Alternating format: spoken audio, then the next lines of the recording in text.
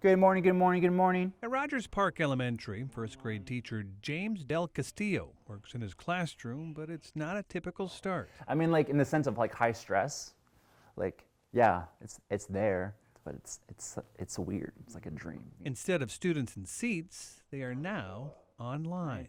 Make sure you're not drinking or eating. That has proven to be a challenge for some parents. I mean, I have one family, like she has to bring her daughter to work. So like first Zoom, she's at work, and I'm like, oh, okay. And then, there's parents that are working at home, but they have their own meeting. To make his students feel welcome, Del Castillo gets creative with a first grade material bag reveal. 1, 2, 3. And a welcome to the class video. It's a rare condition this day and age to read any good news on the newspaper page.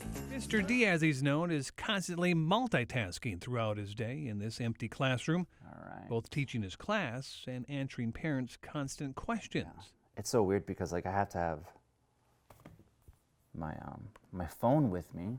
Being a teacher, especially right now, is making the most with what you have. You're giving a teacher like mac and cheese, and you're asking them to give them make a 3-course meal, and they'll do it and then give you dessert. And The same can be said for Michelle Nelson, a grade school teacher at Gladys Wood Elementary who currently teaches from her home. So what do we think about when you see these images?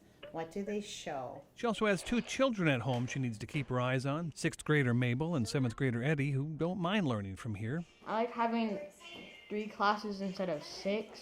A disadvantage working from home is noise and internet connections. Having enough internet, I think, is a worry a lot of families are dealing with right now. And says her students and own children are adapting. The first week I was nervous, so I wanted to make sure. I'm not so nervous anymore. They seem to have gotten into the groove of it. Michelle and James both feel the hardest part of distance learning is behind them. a lot of parents are like, I feel so bad. I'm like, hey, it's okay. Like, we're in this together. Like, it's going to be okay. And the path to a quality education is getting smoother each and every day. Scott Gross, CBS 5.